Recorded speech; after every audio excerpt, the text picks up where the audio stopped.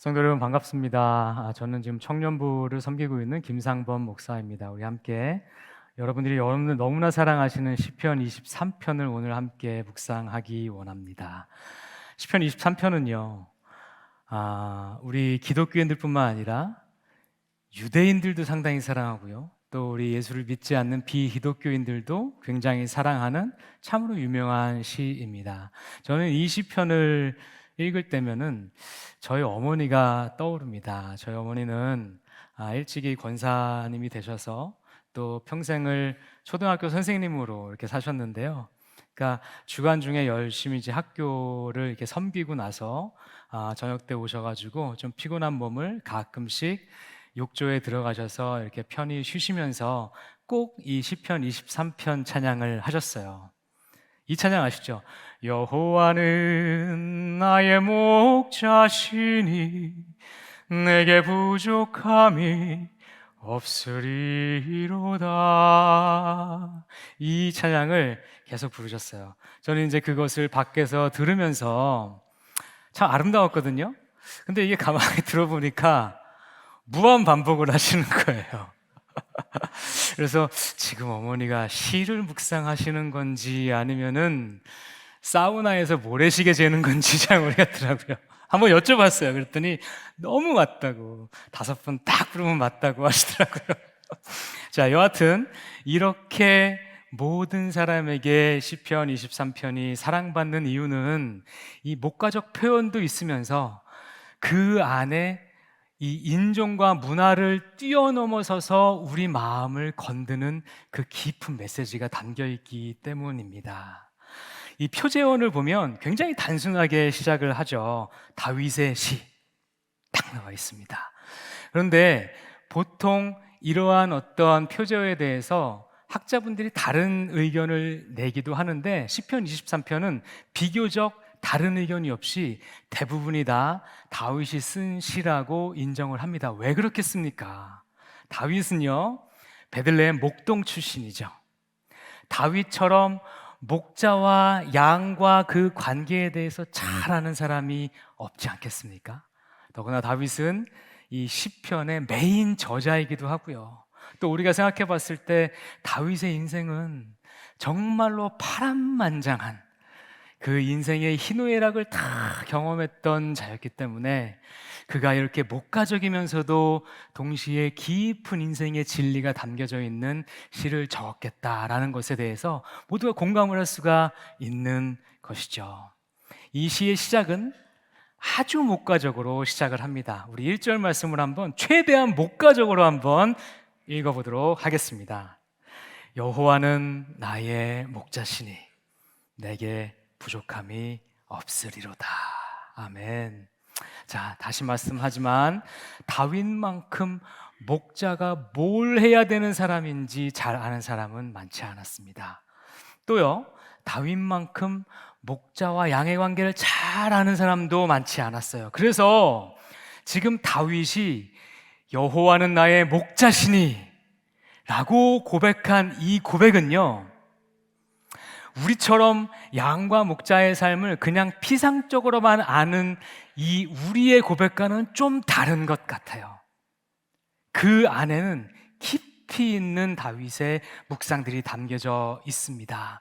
예를 들면 다윗은요, 목자는 양을 위해서 그 목숨을 버리는 자다라는 표현을 굳이 안 해도 돼요.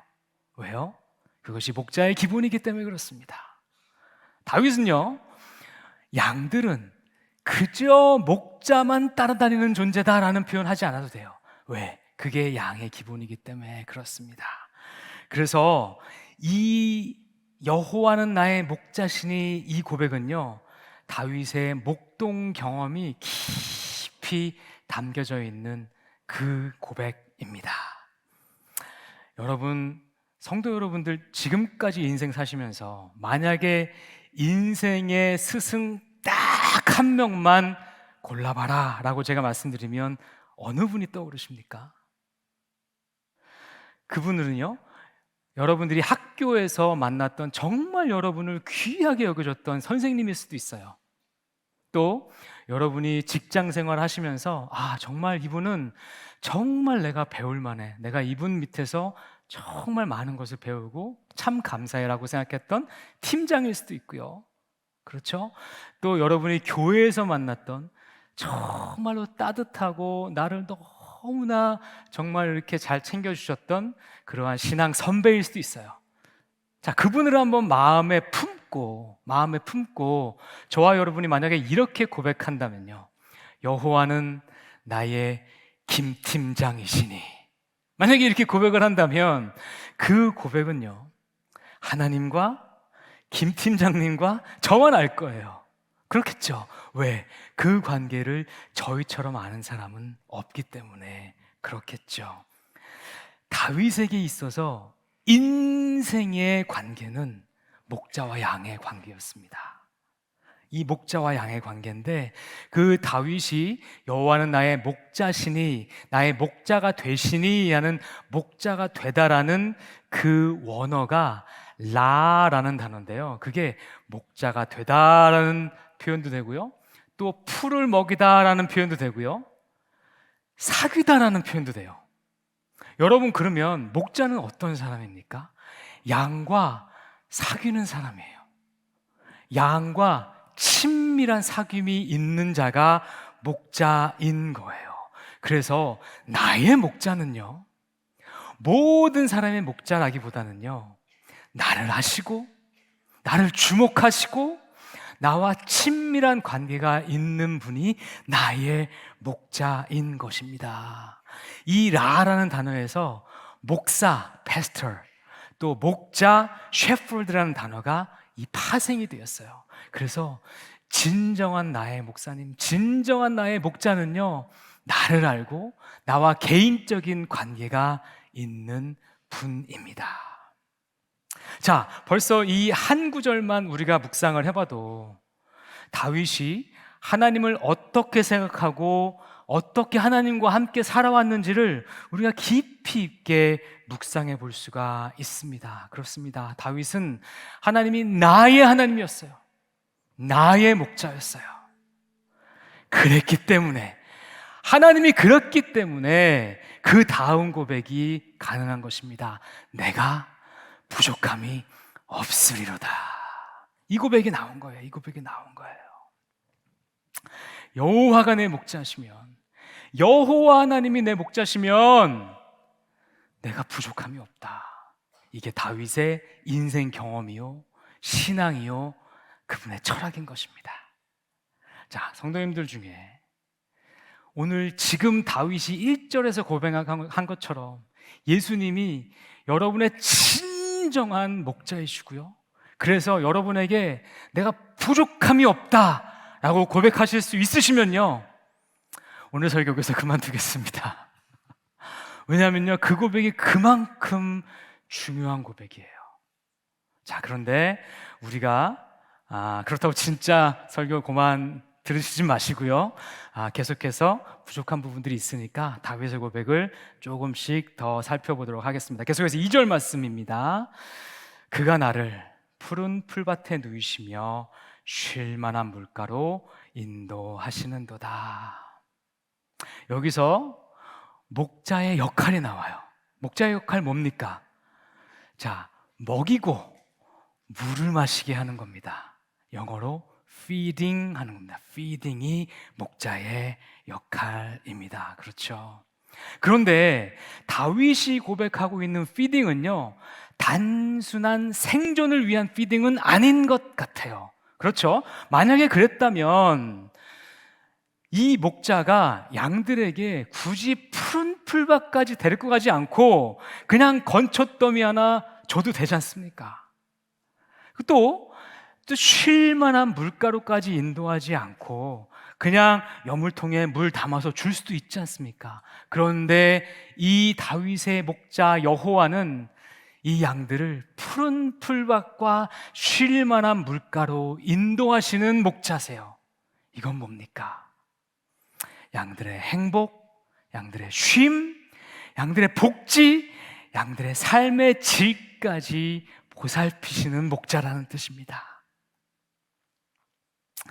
그래서 그 여호와께서 우리를 이 푸른 풀밭과 쉴만한 물가로 인도하시면 여호와께서는 우리가 거기서 먹고 영혼의 쉼까지 누리기를 기대하신 거예요.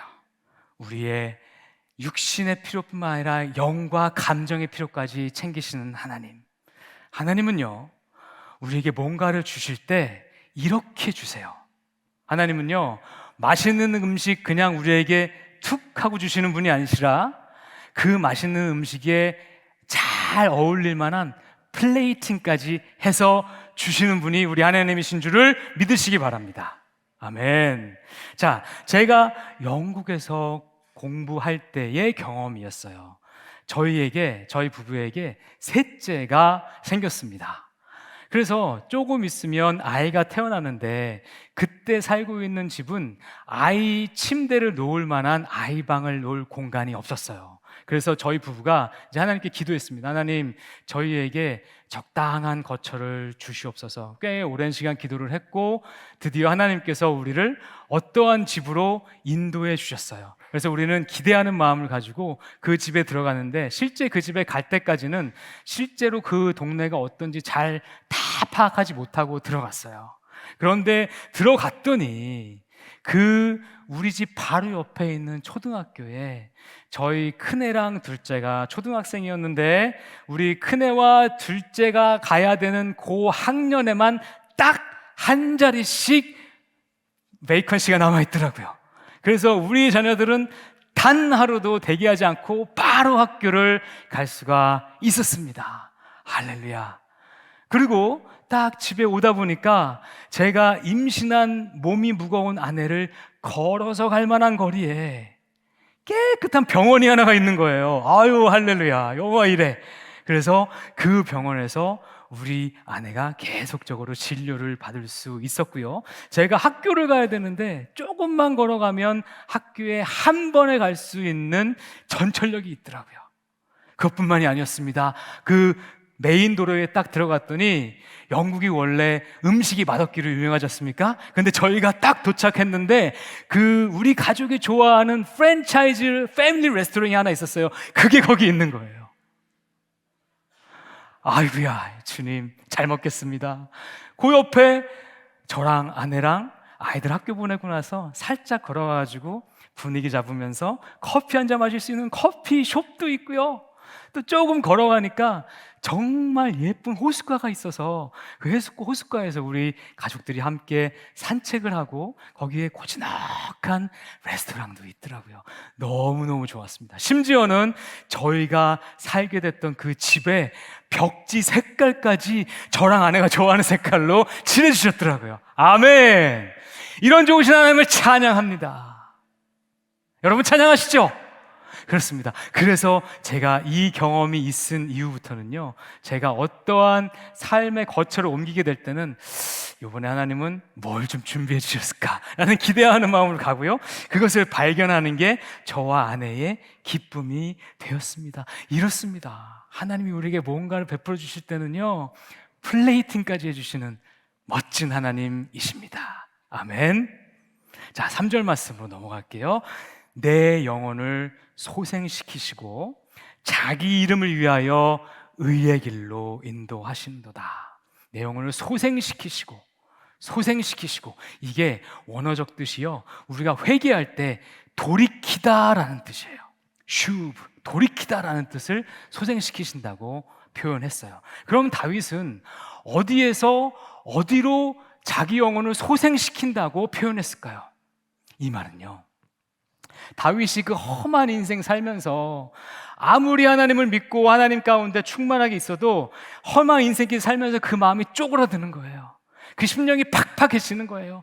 낭망도 되는 거예요. 그러면 그때 다시금 다윗은 하나님의 임재 가운데로 들어가서 하나님의 임재 가운데서만 느껴지는 그 평강, 샬롬 가운데로 들어가는 겁니다. 이게 다윗이 고백한 소생시키시는 거예요. 슈브입니다. 다윗이 6절 마지막 절에 내 아버지 집에 영원히 거하리로다 라고 표현을 하는데 그 영원히 거하리로다도 슈브예요. 그러니까 다윗은 내 아버지의 임재가 있는 그 집으로 나는 영원히 돌아가리로다 라고 표현한 거예요. 영원히 돌아가리로다.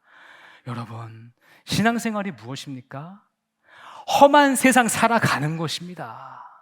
근데 험한 세상 살아가다 보면 우리 마음이 쪼그라들 때가 있어요. 낙심될 때 있지 않습니까? 그러면 어떻게 합니까? 다윗이 한 것처럼 그 마음을 돌이키는 겁니다. 아버지 하나님의 임재가 계신 곳으로 돌아가는 겁니다. 그 가운데서 평강을 누리는 것입니다. 이것이 다윗이 말한 소생시키는 것이에요. 그래서 다윗이 가장 중요하게 바라본 목자와 양의 관계는요, 신뢰 관계고요. 그 신뢰 가운데서만 얻어지는 평강입니다. 그 평강입니다. 목자였던 이 목동이었던 다윗은 아마 이런 경험을 떠올렸던 것 같아요. 자기는 목동이라 바빠요. 아침부터 양들 데리고 나가야 되고요. 또 밥도 줘야 되고 물도 줘야 되고 보호도 해줘야 되고 굉장히 바빠요. 근데 정작 양들은 자기만 의지하면서 아주 천하태평한 거예요. 아주 천하태평한 거예요. 그런데 그게 목자인 내게도 기쁨이 되는 거예요. 여러분, 혹시 강아지 키우시는 분들 이러한 비슷한 경험 하시지 않습니까? 저도 그랬던 것 같아요. 강아지를 키우는데 강아지가 나를 완전히 의지하면 정말로 편안해져요. 정말로 편안해져요. 그때 가끔씩 얘가 부럽다라는 생각이 들 때도 있습니다. 네, 그렇습니다. 이것을 경험한 거예요. 그러면서 다윗은 이런 생각을 한 거죠. 그러면 내 양들은 나를 신뢰함으로 말미암아서 이렇게까지 평강을 누리는데, 그러면 여호와가 내 목자시면 나도 여호와 하나님 안에서 이런 평강을 누릴 수 있겠구나, 아니 누려야 하는 것이구나 라고 다윗은 생각한 겁니다. 그래서 여호와의 그 평강 안에서 내가 쉼을 누립니다 라는 고백을 한 것입니다. 여러분, 그래서요, 우리 신앙인들에게 내 마음이 지금 평안한가를 되물어보는 것은요, 내 신앙의 상태가 어떠한지를 가늠하는 가장 좋은 리트머스입니다. 여러분, 한번 제가 여쭤볼게요. 여러분, 마음 평안하십니까? 평안하십니까? 아멘입니다. 네. 오로지 하나님과의 그 신뢰 관계에서만 누려지는 그 평강을 많이 누리시는, 가득 누리시는 저와 여러분 되시기를 주님의 이름으로 축원합니다. 자, 3절 후반부로 넘어갑니다. 자기 이름을 위하여 의의 길로 인도하시는도다. 의의 길로 인도하시는도다. 여러분, 지혜서에서 길은 우리 인생 전반을 의미합니다. 생의 여정 전체를 의미합니다. 예를 들면 잠언 4장 26절에 내 발이 행할 길을 평탄하게 하며 내 모든 길을 든든히 하라는요, 내 인생 전반을 평탄하게 하고 든든히 하라 라는 뜻이에요. 그렇다면요, 이 우리의 선한 목자는요, 양들에게는 그 평생을 책임져 주시는 분이시죠. 오늘 하루 그 푸른 풀밭과 쉴만한 물가를 인도하시는 분이 아니십니다. 우리의 선한 목자는 우리의 인생 평생과 우리 인생 여정 자체를 책임져 주는 분이십니다.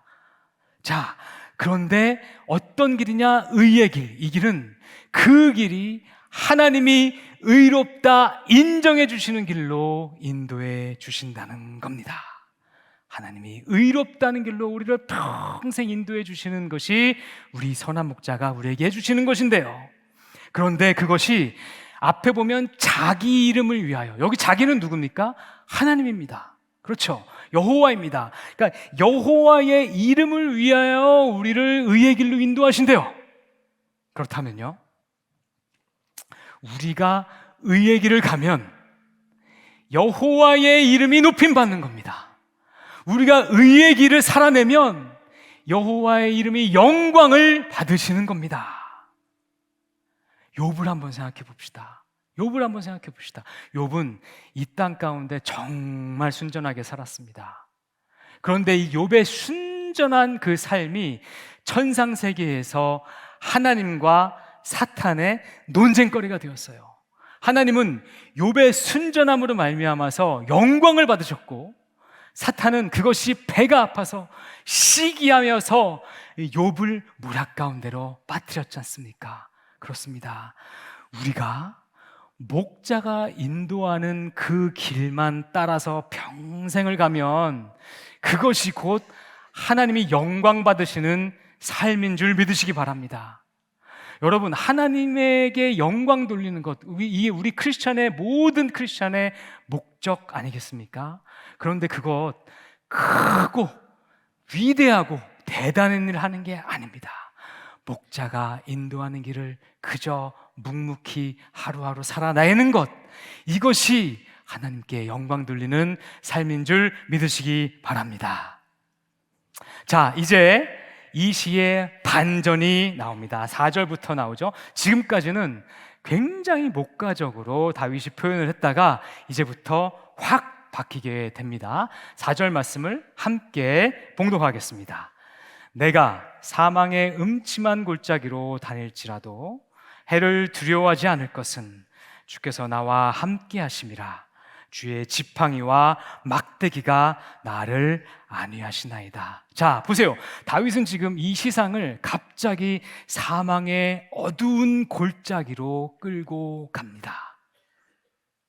성도 여러분, 저는요, 개인적으로 시편 23편이 사랑스러운 이유는 우리 인생길을 푸른 초장이라고만 얘기하지 않아서예요. 아주 실질적으로 사망의 음침한 골짜기를 인정하고 있기 때문입니다. 실제로 다윗이 목동 생활을 했던 베들레헴은요, 그렇게 이상적인 목초지는 아닙니다. 자, 성지순례 만약에 가시게 되면 꼭 확인해 보시기 바랍니다. 우리가 그렇게 실제 확인하지 않고 보통 2절, 3절 말씀, 그가 나를 푸른 초장에 누이시고 라는 말을 읽을 때 우리 머릿속에 떠오르는 이미지는 이런 이미지일 겁니다. 그렇죠. 아, 얼마나 좋아요. 푸른 초장에 양들이 그냥 굴러도 하나도 다칠 것 같지가 않아요. 잔디가 융탄자처럼 깔려 있어요. 그런데 실제 베들레헴의 목초지는 이렇게 생겼습니다. 보세요. 이렇게 생겼어요. 거기에는요, 자갈밭이 가득합니다. 그리고 목초지와 물도 희귀해요. 그리고 양들의 생명을 노리는 들짐승들이 굉장히 많습니다. 이것이 실제 베들레헴의 모습입니다. 성도 여러분, 우리 인생도 이렇지 않습니까? 무한 경쟁 가운데서 또 나를 이기려고 반칙을 하고 또 모사를 경영하고 모함하고 그러면서 사망의 그림자가 드리운 것 같은 그러한 삶의 그 위기들을 우리가 매일 살아나가고 있지 않습니까? 선한 목자 만나면 이런 것들 단번에 없어지는 것 아니지 않습니까? 그렇죠? 다윗은요, 이것을 평생 경험한 겁니다. 그래서 다윗의 영성은 현실에 기반한 영성인 거예요. 그는요, 어렸을 때 사무엘에게 기름 부음 받은 이후에 오히려 그의 삶이 더 어려워졌습니다. 그렇죠? 사울에게 죽을 뻔한 고비를 계속 넘기고요, 계속 도망 다녀야 됐고요, 엔게디 광야에서 정말 삶과 죽음의 그런 역할들을 계속 해나가야 됐고요, 그 이후에 나중에 왕이 된 이후에도 자기 친아들 압살롬에게 쫓겨가지고 또 도망자의 삶을 살았던 겁니다. 그런데 그가 이렇게 삶의 사망의 음침한 골짜기가 많이 있는 것을 계속해서 지나가면서 그가 깨달은 것 하나가 있는 것입니다. 그것은 뭐냐면, 비록 선한 목자를 만난다 해서 내 삶의 사망의 음침한 골짜기가 없어지는 것은 아니지만, 내가 그 사망의 음침한 골짜기를 갈 때 주께서 나와 함께 하시는구나, 주의 지팡이와 막대기가 나를 안위하시는구나, 그래서 내가 안전하구나, 이것을 다윗이 평생도록 깨달은 것입니다. 그것을 다윗이 선포하는 거예요. 그런데 다윗이 주께서 나를 안위하시나이다 라는 표현을 특별히 강조 진행형으로 표현을 합니다. 그러니까 한국말로 하면 이런쯤 될 것 같아요. 지금도 확실하게 나를 안위하고 계신다라고 말입니다. 다윗이 이렇게 고백하는 거예요. 내가 골짜기를 갈지라도, 봉우리를 갈지라도, 또 평지를 갈지라도, 비탈길을 갈지라도 주께서는 나와 함께 하시고 주의 지팡이와 막대기는 항상 지금도 나를 안위하고 계십니다 라고 말입니다. 이 고백은요, 목자의 품에 안겨있는 어린 양만이 할 수 있는 고백입니다. 여러분, 지팡이와 막대기를 한번 생각해 봅시다. 지팡이는요, 우리가 길을 갈 때 도움을 받는 것이죠. 즉, 인도함의 도구입니다. 인도함 받는 도구예요. 막대기는요, 막대기는 우리에게 공격해 오는 들짐승들을 쫓아내는 수단이죠. 예를 들면 저는요, 주중에 교회에 와서 점심시간 때 우리 교회 뒤편에 있는 산책로를 가끔씩 혼자 산책을 해요. 그런데 제가 몇 번 경험이 있거든요. 그래서 요즘은 산책로 시작할 때 막대기를 하나 딱 짚습니다. 왜 그렇겠습니까? 중간에 뭐가 튀어나올지 몰라요. 보통은 토끼인데요, 좀 큰 짐승이 올 때도 있습니다. 그러니까 막대기가 필요합니다. 이처럼 막대기는 우리의 보호함의 도구입니다. 여기에 목자의 두 번째 역할이 나옵니다. 목자의 두 번째 역할은요, 인도해주고 보호해주는 거예요. 리딩과 프로텍션입니다. 다윗은 평생의 삶을 통해서 이것을 너무나 경험한 거예요. 주께서는 나를 인도해 주시고 보호해 주시는 분이시다. 그런데 다윗은 특별히 주님의 인도함과 보호함을 언제 느꼈냐면요, 그가 좋은 시절을 보낼 때가 아니라 사망의 음침한 골짜기를 다닐 때 더욱 확실하게 느낀 겁니다. 성도 여러분, 우리도 그렇지 않습니까? 하나님이 살아계시고 하나님이 내 길을 인도하시고 하나님이 나를 보호하신다는 것, 우리 언제 느낍니까? 인생 광야에서 느낍니다. 인생 광야 들어가면 내 눈이 오직 하나님만 보여서 하나님이 이렇게 살아계신 분이심을 우리가 깨닫게 되고 그의 손에 지팡이와 막대기가 있음을 우리가 경험하게 됩니다. 그러면 우리 입에서 하나님께서 지팡이와 막대기를 갖고 계신 분이라는 고백을 자연스럽게 하게 되는 것이죠. 자, 5절 말씀입니다. 주께서 내 원수의 목전에서 내게 상을 차려주시고 기름으로 내 머리를 부으셨으니 내 잔이 넘치나이다. 성도 여러분, 지금까지 아직 다윗은 이 시의 배경은 사망의 음침한 골짜기 가운데 계속 두고 있어요. 그런데 이 시의 갑자기 뉘앙스는 탁 변합니다. 왜 그렇습니까? 나의 목자 되신 주님께서 내게 상을 차려주셨기 때문입니다. 그것도요, 나의 생명을 노리고 있는 원수들이 지금 썽썽하게 나를 쳐다보고 있는 그 목전 앞에서 말입니다. 그러면 우리는 하나님의 사랑을 먼저 깨닫습니다. 여러분, 자녀들은요, 어머님의 집밥에서 어머님의 사랑을 느낍니다. 하나님께서 그것도 원수들이 보는 앞에서 내게 그 상을 정성껏 차려주신 것이에요. 그것을 내가 받으니 황송할 정도로 마음이 기쁜 거예요. 자, 그런데 거기에 또 하나의 마음이 있습니다. 이것은 하나님의 공의로우심을 우리가 함께 느끼게 돼요. 왜? 나를 아무 이유 없이 해코지했던 나의 원수들의 이 모든 판단의 문제를 하나님께 맡겼더니 하나님께서 때가 되시자 이 원수들이 보는 앞에서 내 손을 들어주셨거든요. 얘가 내가 사랑하는 아들이야, 딸이야 라고 원수들 앞에서 확인해 주셨기 때문입니다. 그러면 우리 영혼은 정말로 기쁘고 감격스러운 거예요. 아, 하나님이 그렇구나. 하나님의 사랑과 그 하나님의 공의로우심과 나를 생각해 주시는 그 마음 때문에 내 마음이 풍성하게 감격과 감동으로 넘쳐 흘러난 거예요. 내 잔이 넘쳐 흘러나는 거예요. 그것을 다윗은 이렇게 고백을 한 겁니다. 여기에 그치지 않습니다. 하나님은 바로 이어서 내 머리에 기름을 부어주십니다. 성도 여러분, 다윗이 어떻게 기름 부음 받았습니까? 그를 무시하고 그를 시기하는 형들과 아버지 앞에서 하나님은 사무엘을 통해서 다윗에게 기름을 부어주셨어요. 그 경험은 다윗이 평생 갖고 있었던 경험입니다. 그래서 다윗은 알아요. 우리 하나님이 내가 하나님을 전심으로 신뢰하고 의지하면 그 자를 원수 보는 앞에서 기름 부어주시는 분이심을 다윗은 경험했던 거예요. 그 경험을 지금 하고 있는 겁니다. 그 경험을 고백하고 있는 거예요. 여러분, 원수가 보는 앞에서 우리에게 상을 차려주는 그 경험, 또 나에게 원수가 보는 앞에서 기름 부어주는 그 경험을 한마디로 표현하면요, 승리입니다. 승리. 그렇죠? 승리입니다.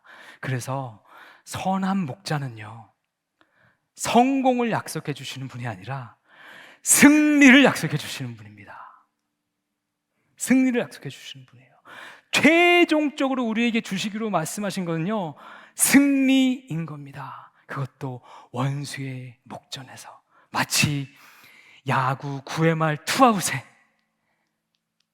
3점 차이로 지고 있다가 말로 없는 치는 것과 같은 그러한 짜릿한 역전의 승리를 우리에게 주시는 분이 우리의 선한 목자이십니다. 그래서 우리가 예수님을 믿으면요, 우리의 기도 제목이 바뀌었으면 좋겠어요. 우리는 예수님을 믿으면서도 우리의 기도 제목은 주님, 나의 삶의 환경이 푸른 초장이었으면 좋겠어요, 꽃길이었으면 좋겠어요 라고 기도한다면 아직까지 선한 목자가 약속해 주신 것을 우리가 정확하게 깨닫지 못한 것일 수 있습니다. 그렇죠? 그렇다면 정말로 선한 목자가 우리에게 약속해 주시는 것은요, 너의 삶 가운데 내가 최종적인 승리를 줄 거야 라고 약속해 주시는 겁니다. 우리 선한 목자 되신 주님은요, 그냥 마음만 선하시고 인품만 덕이 넘치시는 분이 아니십니다. 그분은 강하신 주님이십니다. 그분의 손에는 지팡이와 막대기가 있습니다. 그래서 우리에게 공격하는 이리떼와 늑대들을 쫓아낼 수 있는 능력이 있는 분이시고요, 우리에게 원수가 부르는 앞에서 상을 차려주시기 원하시는 분이시고요, 또 우리에게 그 기름 부으시기를 기뻐하시는 분이 우리 목자이십니다. 이런 측면에서 시편 23편은요, 목동이 한가롭게 목초적으로만 그냥 이렇게 목가정 노래를 부른 노래가 아닙니다. 시편 23편은요, 거친 파도를 뚫고 최후 승리를 차지하는 전쟁터의 승전가요, 개선가인 것입니다. 우리가 이것을 제대로 느끼고 파악해야 우리의 목자에게 원하는 바도 달라지는 것이죠. 목자의 마음과 합하는 것을 원하게 되는 것이죠. 자, 6절 말씀으로 가겠습니다. 네, 평생의 선하심과 인자하심이 반드시 나를 따르리니 내가 여호와 집에 영원히 살리로다. 자, 다윗이 경험한 하나님의 성품은 가장 두 가지가 확실한 게 선하심과 인자하심입니다. 제가 이 선하심과 인자하심을 다윗이 시편에서만 쌍으로 찬양한 게 11번이나 나오더라고요. 선하심은요, 토브인데 이것은 하나님께서 창조 사역을 마치시고 피조세계를 바라보면서 보시기에 참 좋았더라 했던 그 좋았더라가 선하심입니다. 토브입니다. 그러니까 하나님의 창조 원리에 맞는 것, 하나님이 기뻐하실 만한 것, 이것이 토브인 것입니다.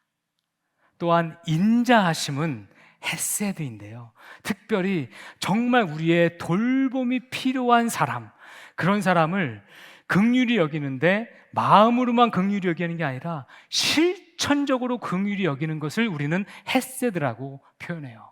성도 여러분, 다윗은 정말로 헤세드가 많이 필요했던 인생을 살았잖아요. 그때마다 하나님께서 헤세드를 경험하게 해주신 거예요. 그 경험을 하고 나면 하나님이 너무 좋은 거예요. 하나님의 뜻이 느껴지는 거예요. 하나님의 창조 원리가 막 느껴지는 거예요. 하나님의 토부가 느껴진 것이죠. 그래서 다윗은 이 표현을 너무 좋아했던 거예요.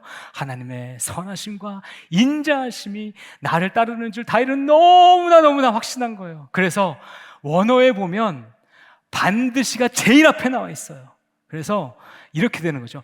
반드시 하나님의 선하심과 인자하심이 나를 따르리니. 반드시 따르리니. 그래서 내가 아까 전에 얘기했던 것처럼 하나님의 임재함 가운데 있는 그 평강으로 나는 다시 돌아가리라. 슈브, 돌아가리라. 거기에 영원토록 머물리라 라고 이 시를 마무리 짓습니다. 다윗은요, 다윗에게 중요한 것은 5절에서 얻었던 승리도 아니었어요. 다윗이 궁극적으로 원했던 것은요, 하나님과의 관계였어요. 그 신뢰 관계에서만 누릴 수 있는 평강이었어요. 사실 다윗은 이 평강을 누리기 위해서 평강을 추구했는데 승리는 따라왔던 겁니다. 그래서 다윗이 마지막에 이야기한 것, 결국 하나님 가운데, 그 관계 가운데 누리는 평강을 노래합니다. 왜 다윗이 하나님의 마음에 합한 자인지를 우리는 이러한 구절에서 가늠해 볼 수가 있습니다. 사랑하는 성도 여러분, 우리가 특별히 시편 23편을 사랑하는 이유가 또 하나 있습니다. 그것은 시편 23편에서 말하고 있는 그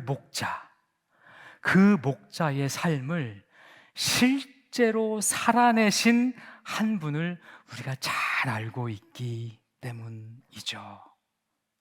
그분은요, 오늘 이 시를 기록한 다윗이 목동으로 일을 했던 베들레헴에서 태어났어요. 이 시를 적은 다윗의 후손으로 태어났고요, 사람들은 그를 다윗의 자손이여 라고 부르는 것을 기뻐했어요. 그의 탄생은 다윗의 후배 베들레헴 목동들이 가장 먼저 들었어요. 보이십니까? 시편 23편은 지금 어떠한 한 인물의 오심을 마치 영화 트레일러처럼 예고해 주고 있습니다. 그분이 드디어 우리에게 오셨고, 그분은 본인 스스로가 우리에게 어떤 존재인지를 설명하면서 나는 선한 목자야 라고 표현하기를 좋아하셨어요. 요한복음 10장 14절 15절 말씀 함께 읽겠습니다. 나는 선한 목자라. 나는 내 양을 알고 양도 나를 아는 것이 아버지께서 나를 아시고 내가 아버지를 아는 것 같으니 나는 양을 위하여 목숨을 버리노라. 실제 그분은 십자가에서 자기 목숨을 내놓으심으로써 본인이 선한 목자이신 것을 우리에게 증명하셨습니다. 또 그분이 양들에게 기대한 것도 딱 하나예요. 그것은 사귐이에요. 사귐, 그리고 연합이에요. 그런데 그분은 그것을 나무와 가지로 비유하시기를 좋아하셨어요. 요한복음 15장 5절 말씀이며 나는 포도나무요 너희는 가지라. 그가 내 안에 내가 그 안에 거하면 사람이 열매를 많이 맺나니 나를 떠나서는 너희가 아무것도 할 수 없음이라. 그분이 양들에게 제공해 주시겠다고 약속하는 것도요, 의의 길로 인도하시는 거예요. 하나님이 의롭다 인정하실 만한 길로 평생을 인도하는 거예요. 요한복음 14장 6절 말씀입니다. 예수께서 이르시되 내가 곧 길이요 진리요 생명이니. 그렇습니다. 그분이 최종적으로 우리에게 약속해 주신 것도요, 평안과 승리입니다. 평안과 승리입니다. 함께 읽어볼게요. 요한복음 16장 33절입니다. 이것을 너희에게 이름은 너희로 내 안에서 평안을 누리게 하려 함이라. 세상에서는 너희가 환난을 당하라. 담대하라. 내가 세상을 이기었노라 하심이라. 이분이 누구십니까? 우리 안에 계신 분, 우리의 영원한 목자 되신 분, 나의 선한 목자 되신 분, 예수 그리스도이십니다. 우리는 그분과의 사귐과 만남을 갖고 살아가는 크리스천들입니다. 만약 우리가 다윗이 그랬던 것처럼 이분과 동행한다면 우리의 삶은 최후 승리를 누리는 삶, 삶의 환경을 초월하는 평강이 나를 지배하는 삶 살게 될 것입니다. 우리 이런 삶 함께 살아가시는 저와 여러분 되시기를 주님의 이름으로 축원합니다. 아멘. 우리 함께 찬양하시겠는데요. 조금 오래된 찬양이지만 시편 23편을 가장 잘 표현한 찬양 중에 하나입니다. 우리 최덕신 씨가 작곡한 시편 23편을 우리 함께 다윗의 마음으로 한 구절 한 구절들을 내가 깊이 묵상하며 찬양하시겠습니다. 우리 함께 일어나서 찬양하시면 감사하겠습니다.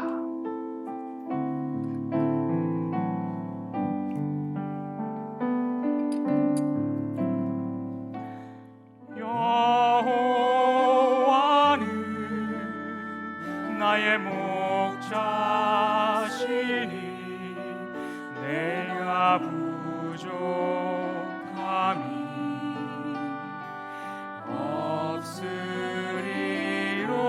없으리로다. 그가 나를 푸른 초장에 누이시며 쉴만한 물가으로 인도하시는도다. 내 영혼 솟에 지키시고 자기 의를 위하여